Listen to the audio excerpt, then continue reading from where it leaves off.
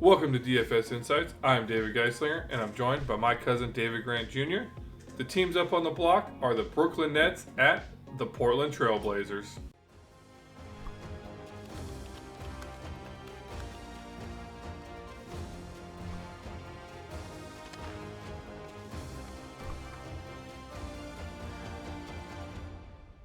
This is where each of us will be giving you our three key players to focus on while creating each of your lineups. Sometimes we may have the same favorite plays and sometimes we won't. David and I will give you a quick breakdown of what we like about the three main plays, and make sure to stay tuned until the end where we're going to give out two absolutely free lineups. Nice, yeah. So let's get into this. I mean, it's kind of a interesting matchup, which Fanduel's decided to put the big 10K to first tournament to this Portland Brooklyn win.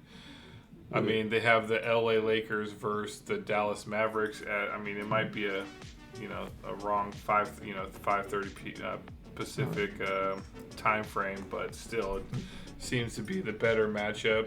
Nationally televised ABC. But anyways, going on to this Brooklyn Nets versus the Portland Trailblazers. Well, we'll do our best to give you all the key information and the key players here. It looks like both teams are on the downhill here. Both are basically 0-3 in their last three, and Portland is basically one of their last 8 wins there. So Brooklyn being the favorite here, 4.5 points, over under sitting at about a 225. So that puts it at about 110 to 114 game ish, which in today's basketball standards you would say slower pace, Yes. considering right. But yeah, I mean, let's use DFS to make this game interesting. And how do you see this? Just briefly go over this before we get into our key players here. Yeah, I found it interesting. We got a lot of players here, like DeAndre Ayton appears to be coming back from his knee injury. Keep your eye on that. We got Malcolm Brogdon of the Blazers with a groin injury. He's questionable. Keep your eye on that. Unfortunately, Shannon Sharp went down. Shaden Sharp went down with a big injury to his abdomen, so he's going to be out, and that's going to open up a lot of usage for them. Their center, I don't want to butcher his name, Abu Baji. He is probable, and he's been getting some minutes here and there. Ben Simmons is going to be doing what Ben Simmons does, and looks like he's not playing as usual and just collecting a paycheck. That must be nice. But yeah, it's interesting. We're getting around that time where with trade talks, trade rumors. So just before the All-Star break, I even heard the Sacramento Kings have been interested in the Jeremy Grant sweepstakes. I would love to have him. I'd take him over Harrison Barnes and Kevin Huerter in a heartbeat. I think he could do a lot for us.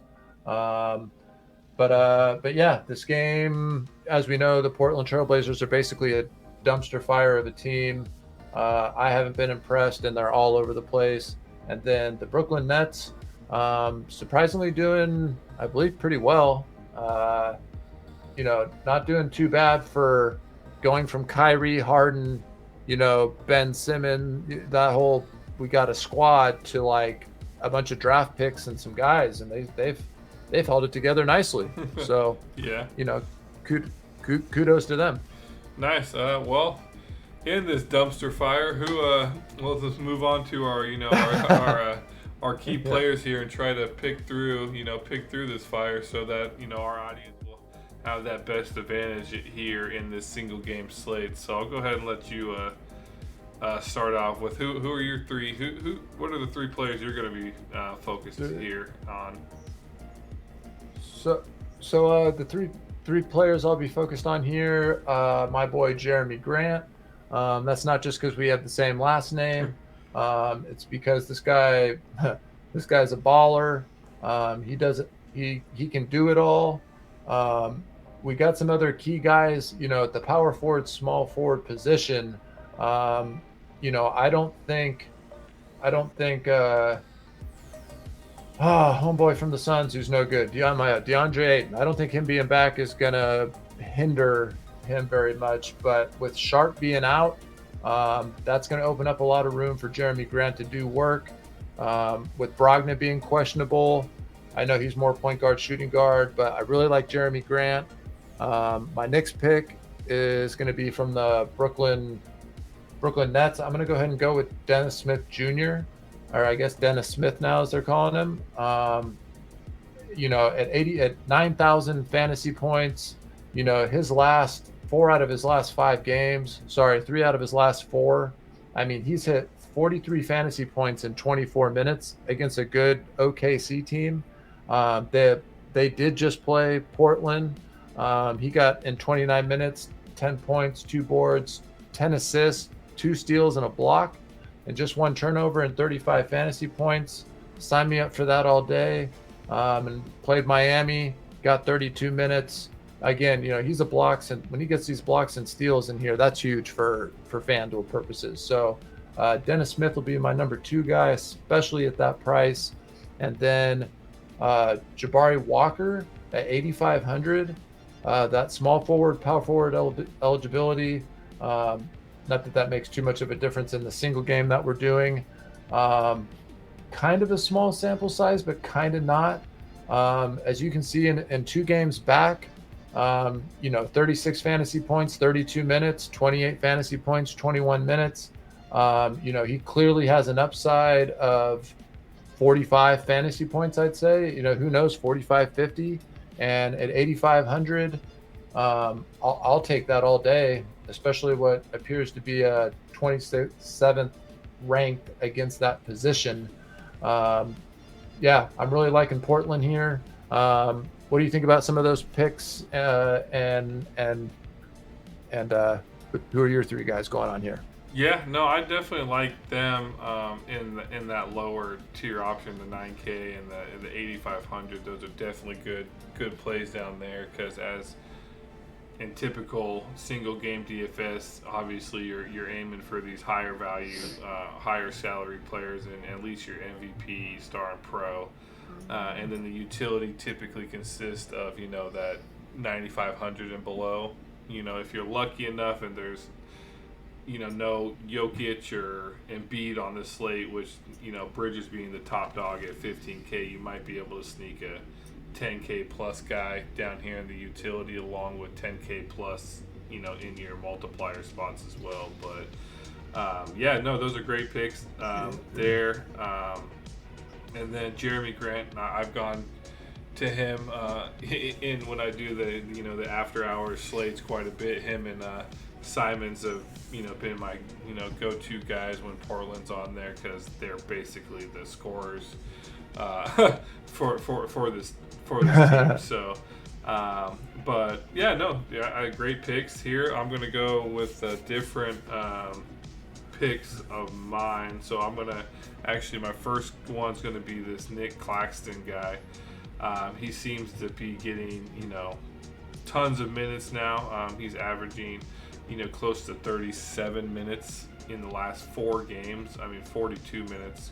I think Miami was the overtime game. So yeah, and with basically dang near 35, 38 average fantasy points in those last 4 games. Yeah, he has the potential. 47 looks like is 46.7 the highest game, so you figure he has a ceiling of probably close to 50. And at 13.5, that's an incredible value. And center position, you're typically points and rebounds, unless you're Jokic, where you can do all 3 with the assist. But it looks like this guy's main focus here is points, rebounds. He does get blocks. He's averaging at least looks like about a block or 2 a game. Last time against Portland, he had 4 blocks, 2 steals even. So unfortunately, dude needs a little bit more ball control, turnover prone here too. So, but no, I think at 13.5 his value sits pretty good, and his potential to get 40 plus fantasy points at a 13.5 salary is, I think, pretty good there. Moving on to my second, we're going to switch over here to Portland, is the Scoot Henderson. And, half the reason is because gotta love the first name, Scoot.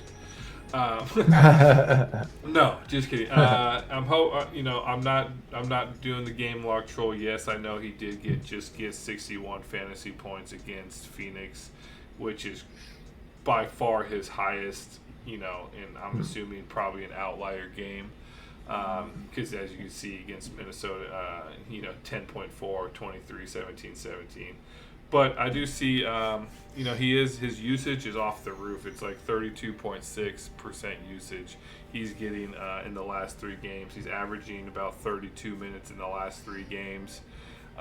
He is projected about 28 fantasy points I'm looking at. I was reading. So at 28, fantasy points at 11.5 multiplier. And obviously he does have the upside.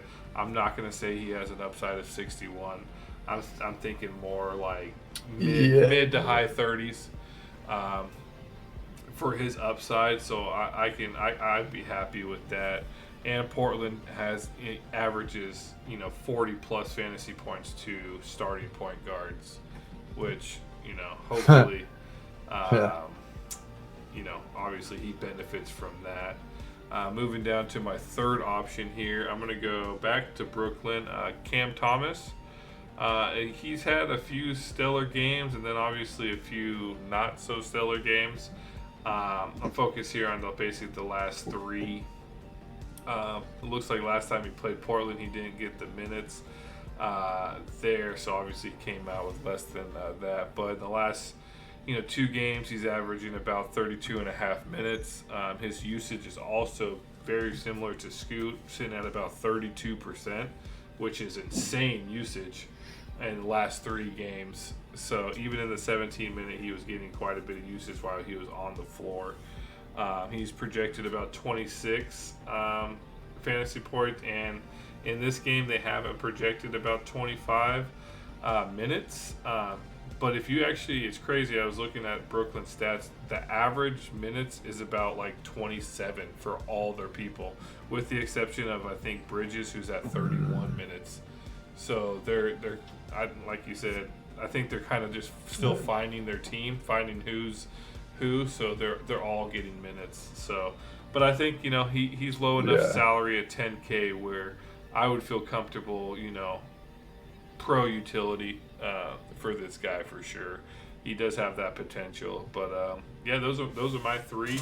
I think those could be pretty valuable, and I think you can also fit all 3 of those in one lineup and still be sitting pretty with a few other stars. Yeah, definitely. I think with DeAndre Ayton coming back for Portland, I think that's actually, to be honest, better for Claxton. DeAndre's never been known for his defense. He's always been known as a defensive liability, to be honest. So I'd be interested to, I'm going to go back through that game log just to double check who was in that game, who got what minutes, and do my little breakdown of seeing, okay, well, hey, now he's going to be in. He may get 20 minutes. If you noticed, that guy, when I look at his name, it always looks like Death because I see D. Reith. But Diop Reith, he played 40 minutes and got 43 fantasy points. Now, 15 points, 13 boards and assists, 3 blocks and a steal, and only 1 turnover. He's obviously not going to play 40 minutes with Dude coming back, with Ayton coming back. So those numbers are inflated. So don't get caught up with the game log trolls, putting him in there. But nonetheless, I still think, my whole point here, Claxton should definitely eat. I like that pick. I like the Simmons pick. I've always been a huge Anthony Simmons pick. Every time Damian Lillard would be out, I always love when Anthony Simmons' salary would already be low. and then you knew you could go to him and dude was getting 10x salary every time, because Dame doesn't miss a whole lot of time typically over the last couple of years. So Simmons is a dude you can count on, especially at home. So I'll definitely be having a lot of exposure to him in my lineups. It'll be a matter of if I have him at MVP, star, maybe pro, but he has to be in one of those three. There's no way you're going to catch me paying 14.5 and putting him in a utility spot. Yeah. But yeah, man, I love the picks. You broke down. Yeah, you broke down Simmons, but I didn't have him. But yeah, that's another bonus pick for somebody. Yeah. Okay. Yeah. My bad. I thought I had heard Anthony Simmons. I think you actually ended up going Scoot, right? Scoot Henderson. Scoot. That's right. No, I like him. I think with that we can move to what everybody waits for. Here is our lineups. So here's our lineups. Please feel free to obviously enter them in the tournaments. We obviously will be entering these in as we consider them viable lineups. If you do have please feel free to leave a comment in the comment section below. We'd love to hear your guys' opinion. Also, if you have any questions about a certain player, what do you think of them?